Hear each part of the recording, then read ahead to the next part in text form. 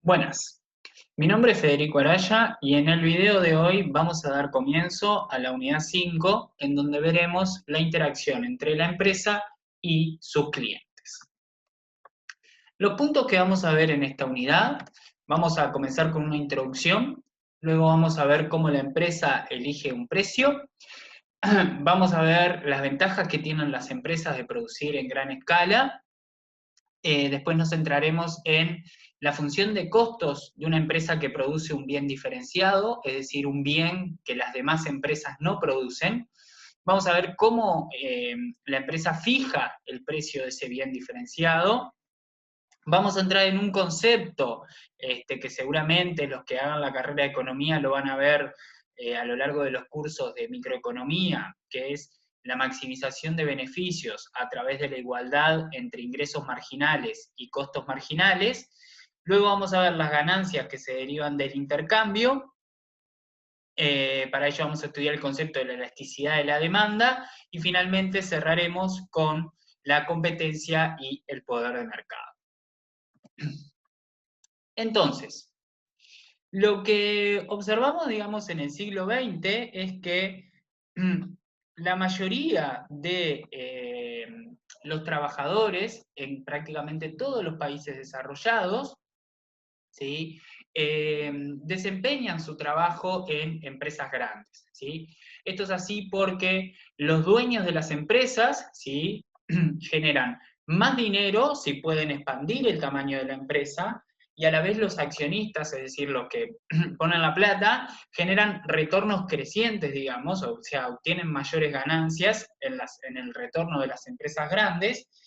Y también sucede que las personas que trabajan en empresas grandes, por lo general, trabajan en mejores condiciones y son capaces de obtener mejores salarios. El éxito de una empresa, digamos, de que esa empresa pueda expandirse y crecer a lo largo del tiempo, depende, entre otras cosas, de las decisiones y las acciones que haya tomado en cuanto a la fijación de precios de los productos que vende y de la producción, ¿sí? O de la cantidad de producción que realiza. Entonces, nosotros veníamos viendo, particularmente en la unidad anterior, vimos cómo la empresa interactúa con sus trabajadores y esa interacción determina los salarios, ¿sí? Estos salarios son parte del costo de las empresas. En esta unidad lo que vamos a ver es otro modelo de interacción económica, pero en este caso no entre la empresa y los trabajadores, sino entre la empresa y sus clientes, o sea, los consumidores del bien. ¿Ah? La empresa va a tener el objetivo de maximizar beneficios, como digamos, estamos estudiando el comportamiento de las empresas capitalistas, y vamos a asumir que dichas empresas producen un bien diferenciado, es decir, un bien que no produce el resto de las empresas, ¿sí? Un bien que tiene alguna característica particular que lo produce la empresa que vamos a estudiar, pero que el resto de las empresas. Vamos a analizar entonces qué factores afectan la elección del precio que hace la empresa y cuántas cantidades decide producir, ¿sí? Y cómo eso, digamos, afecta, ¿sí? El éxito, ¿sí? O la capacidad de expansión que tiene la empresa. Sin embargo, es preciso tener presente, digamos, que no solo la elección del precio y las cantidades a producir influyen en el éxito de la empresa, sino que también juegan otros factores relevantes, como por ejemplo la capacidad que tiene la empresa de atraer clientes, la capacidad de innovar y de invertir para diferenciarse de sus competidores, y a la vez también la capacidad que tiene de reclutar y de retener, digamos, trabajadores o mano de obra capacitada para la producción.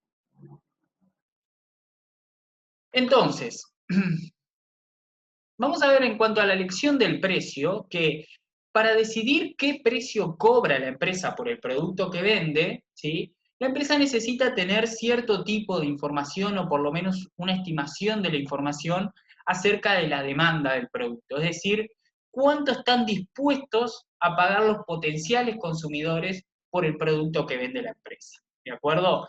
En este gráfico que vemos aquí a la izquierda, lo que vemos es la curva de demanda de cereales En el eje de las X lo que vemos es la cantidad de kilos de Caicechirios, que es la marca, digamos, de cereales, y en el eje de las Y el precio, ¿sí? Que es, digamos, los dólares por, o peso, lo que fuera, por el kilo de cereales, ¿sí? Lo que se observa acá, por ejemplo, es que si el precio fuera de 3, ¿sí? Los consumidores estarían dispuestos a demandar 24.000 kilogramos de cereales, pero fíjense que si, por ejemplo, el precio fuera superior a 7, ¿sí? Prácticamente ¿sí? Los consumidores estarían dispuestos a demandar casi nada de cereales, y en cambio, si el precio fuera 1, ¿sí? Los consumidores estarían dispuestos a demandar casi que 60.000 kilos de cereales, ¿sí? Entonces, lo que vemos aquí es que cuanto más bajo sea el precio, ¿sí? Más consumidores desearían comprar el bien, y cuanto más alto sea el precio, menos consumidores desearían comprar ese bien. Entonces, ¿cómo elige la empresa, digamos, o sea, cómo puede saber, digamos, o sea, si se para en un precio de este estilo o si se para en un precio de este estilo? Bueno, primero, imaginemos sí, que nosotros somos el gerente de la empresa y tenemos que definir eso, ¿sí? Y en primer lugar, como somos el gerente, tenemos información acerca de los costos de producir cada kilo de cereal. Y supongamos por el momento, ¿sí? Que nuestros costos totales tienen esta expresión, o sea, 2 por Q. O sea, por cada kilo de cereal que yo produzca, tengo un costo de 2 pesos. ¿Ah? Es decir, si produzco 1 kilo, voy a tener un costo de 2 pesos. Si produzco 2 kilos, voy a tener un costo de 4 pesos. Si produzco 10 kilos, voy a tener un costo de 20 pesos. Si produzco 500 kilos, voy a tener un costo de 1.000 pesos. ¿Ok?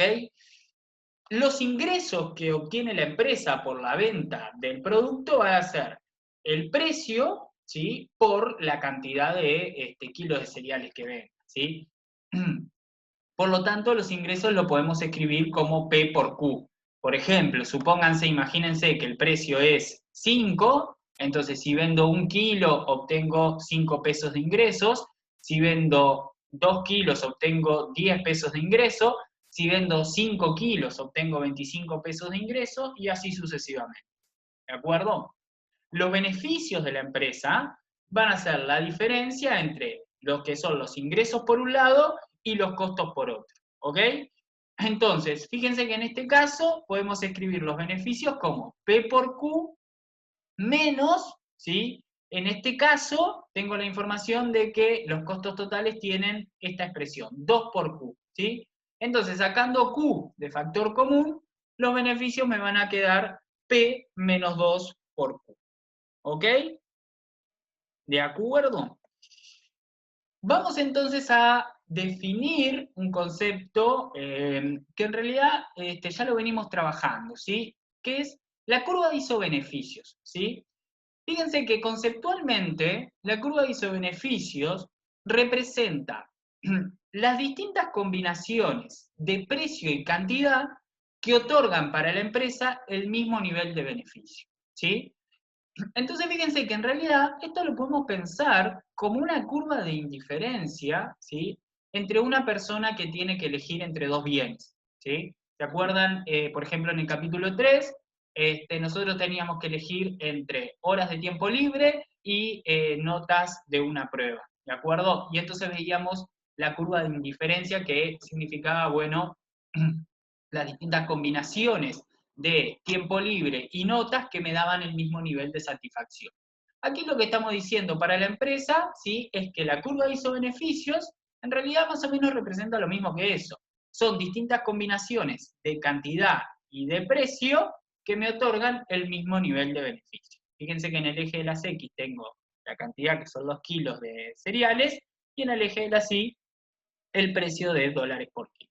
¿De acuerdo? Entonces, la empresa, sí, obviamente querrá situarse en la curva de isobeneficio más alejada del origen. ¿De acuerdo? Entonces, ¿qué nos permite ver este gráfico? ¿Sí?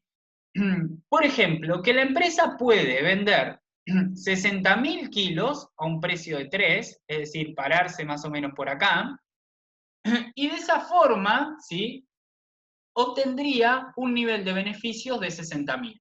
¿Por qué? Porque recuerden que si el precio es 3, ¿sí?, entonces obtendría ingresos por 180.000, 60.000 que son los kilos que vende multiplicado por el precio al cual vende cada kilo, o sea, 3 por 60.000, 180.000, y a eso le tengo que restar los costos. Recuerden que los costos serán 2 por Q, o sea, 2 por la cantidad de kilos que vende. Si vende 60.000 kilos, 60.000 por 2 me da 120.000. O sea que la diferencia entre 180.000 y 120.000 me da 60.000. Por lo tanto, lo que me indica esa combinación es que me puedo parar acá, o bien, ¿sí?, la empresa puede elegir otra combinación, ¿sí?, que puede ser, por ejemplo, vender 20.000 kilos, ¿sí?, a un precio de 5, es decir, pararse por acá. Si vende 20.000 kilos a un precio de 5, obtiene ingresos por 100.000, y en ese caso, los costos son 40.000. 20.000 por 2. ¿Sí? Recuerden que 2 por Q era la función de costo. La diferencia entre 100.000 y 40.000 me da 60.000. Entonces, cualquiera de estas dos combinaciones, o sea, si yo me paro por acá o me paro por acá, me da el mismo nivel de beneficio para la empresa. ¿De acuerdo? Entonces, lo que me muestra la curva ISO-beneficios, en este caso la curva negra, es las distintas combinaciones de precio y de cantidad que le dan a la empresa un beneficio por 60.000 pesos. La curva más azul, digamos, representa, digamos, las distintas combinaciones de precio y cantidad para las cuales la empresa obtiene un beneficio de 34.000. La curva celeste, ¿sí?, representa las distintas combinaciones de precio y cantidad para las cuales la empresa obtiene un beneficio de 23.000 y así sucesivamente. La línea horizontal, ¿sí?, esta que aparece aquí, me muestra las elecciones de precio y cantidad donde el beneficio es 0. ¿Por qué el beneficio es 0 acá? Bueno, porque fíjense que el precio aquí es 2. Y recuerden que la fórmula de beneficios es P menos 2 por Q. Por lo tanto, 2 menos 2 me da 0, por cualquier otra cosa me va a dar 0. ¿Cómo va a elegir el máximo esta empresa? Bueno, recuerden que si bien a la empresa le gustaría elegir la curva ISO-beneficio más alejado del origen, la empresa se encuentra restringida por la función de demanda, ¿sí? La función de demanda, digamos, representaría algo así como la frontera factible para la empresa. Todo lo que se encuentra, esta área que se encuentra por debajo de la curva de demanda, ¿sí?, es lo que llamamos el conjunto factible, ¿ok? Entonces, si la empresa elige un precio alto, por ejemplo 7, ¿sí?, por acá, va a vender, ¿sí?, poca cantidad o pocos kilos de chile. Si elige un precio bajo, por ejemplo 1, entonces va a vender mucho, ¿sí?, casi que 60.000 kilos de chile, ¿ok? ¿Dónde está la elección óptima? Bueno, la elección óptima en este ejemplo se encuentra en el punto E, ¿sí? En este punto, ¿sí?, la pendiente, ¿sí?, de la curva de ISO-beneficio se iguala, ¿sí?, con la pendiente de la demanda, ¿ok? Fíjense que obviamente la empresa va a tratar, digamos, de elegir, ¿sí?, la curva ISO-beneficio más alejada del origen, pero por ejemplo, ¿sí?, dada esta curva de demanda, no puede elegir una curva de ISO-beneficio como la negra que le otorga un beneficio de 60.000, ¿sí? Por ejemplo, si la empresa quiere fijar un precio de 5, entonces, ¿sí?, no va a poder vender, por ejemplo, 40.000 unidades. ¿Por qué? Porque la combinación 5-40.000 se encuentra por acá, y entonces se encuentra por encima, ¿sí?, del conjunto factible. ¿De acuerdo? Si quiere fijar un precio de 4, ¿sí?, entonces no va a poder, por ejemplo, fijar un precio de 4 y vender 30.000 unidades, porque la combinación 4-30.000 se encuentra por acá, y eso está por encima del conjunto factible. ¿De acuerdo? Fíjense que entonces, ahora en el panel de abajo, ¿sí?, lo que tenemos es, en el eje de las X sigue estando la cantidad Q, Y en el eje de las Y lo que tenemos ahora es el nivel de beneficios. ¿De acuerdo?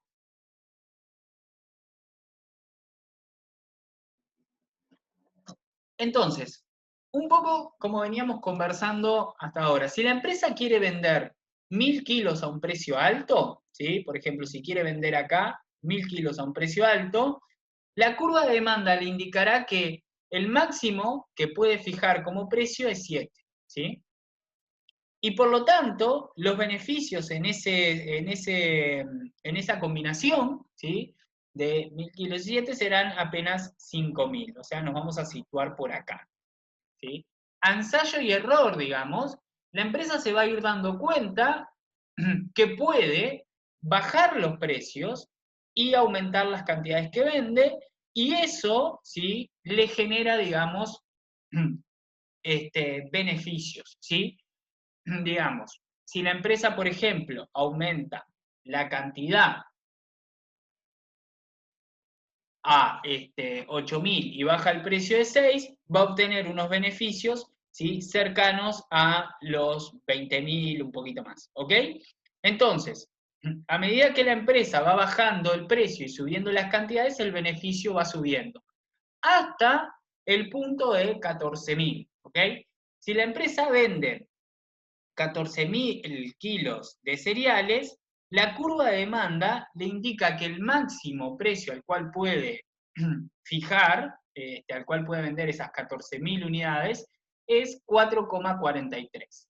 Y en ese caso, los beneficios serán 34.000. ¿Qué pasa si la empresa sigue, digamos, aumentando las cantidades que vende y bajando los precios? ¿Sí? ¿Qué pasa si en lugar de querer vender 14.000, opta por vender 16.000? Bueno, en ese punto, la curva de demanda le indica que para vender 16.000, el precio más alto que puede fijar es 4 pesos. Y entonces, si fija esa combinación, ¿sí? 16.000 kilos a 4 pesos, va a obtener un beneficio de 32.000, ¿sí? Los ingresos van a ser 16.000 por 4, ¿sí?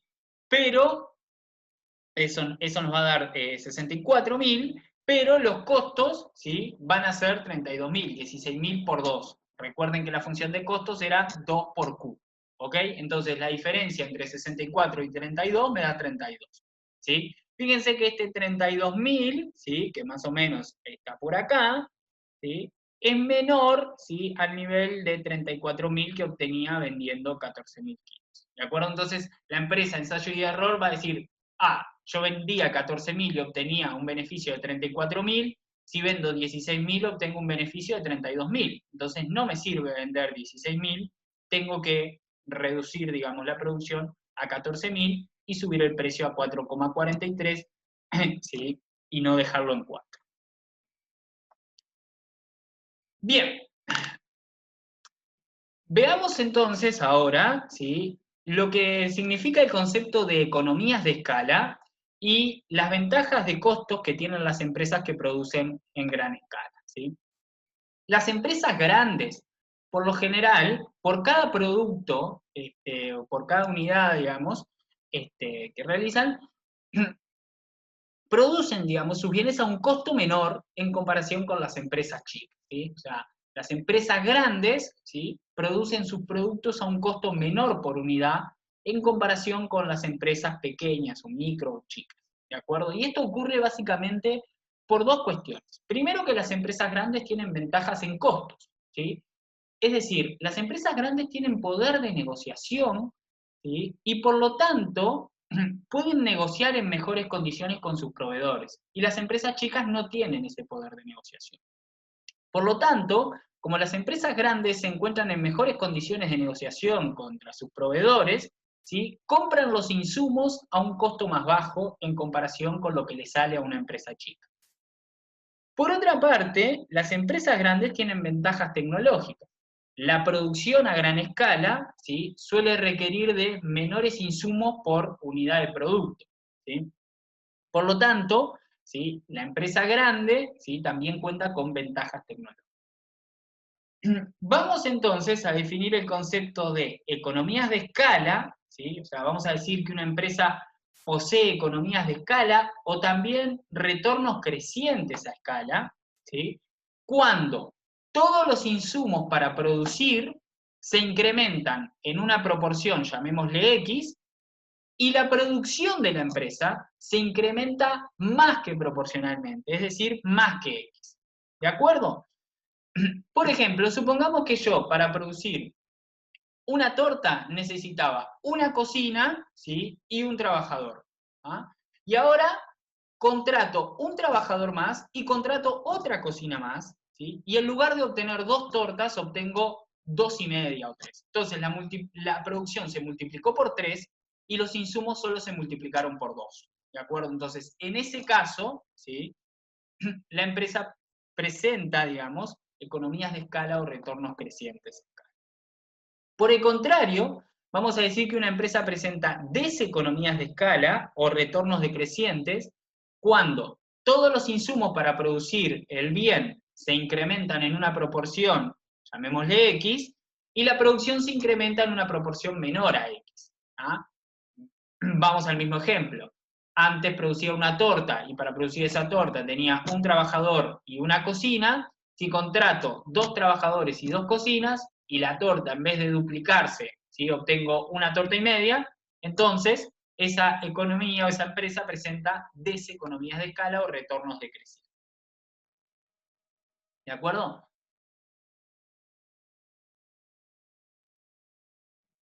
Las empresas grandes, ¿sí? También aprovechan su tamaño para vender los productos, ¿sí?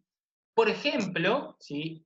Pueden influenciar a los clientes que adquieren el producto porque otras personas o las personas que lo rodean también tienen ese producto, ¿sí? Si quieren, digamos, paren el video ahora un segundito y piensen en ejemplos de este estilo que se les tiene que venir a la mente fácilmente. ¿Ah? Este tipo de economías de escala, ¿sí? Que vienen del lado de la demanda, porque fíjense que estamos hablando del comportamiento de consumidores, ¿sí? O de los clientes, y por lo tanto son economías de escala que vienen del lado de la demanda, se las conoce como efectos de red. ¿Okay? No obstante, hay que tener presente que existen ciertos límites para la expansión de la empresa. ¿Sí? Por ejemplo, cuando se trata de los insumos, ¿sí? Cuando la empresa necesita adquirir insumos para producir determinado bien, va a tener que tomar la decisión de si lo adquiere por medio de un proveedor externo o si lo produce internamente. ¿Ah? Entonces, va a enfrentar una decisión del estilo tómalo o déjalo, ¿sí? Como lo era en el juego del ultimátum que veíamos en la unidad 4. ¿Ok? Entonces, fíjense que si, por ejemplo, la empresa opta por comprarle el insumo a un proveedor, ¿sí? Y no producirlo ella misma, entonces, ¿sí? Lo que está haciendo, digamos, implícitamente es limitar su expansión, limitar el tamaño del crecimiento y lo que permite es que crezcan, digamos, sus proveedores, o sea, los proveedores que desarrollan los insumos para que la empresa grande se nutra de ellos. Entonces, en el video siguiente vamos a comenzar viendo, ¿sí? La función de costos cuando estos costos varían con la producción, ¿sí?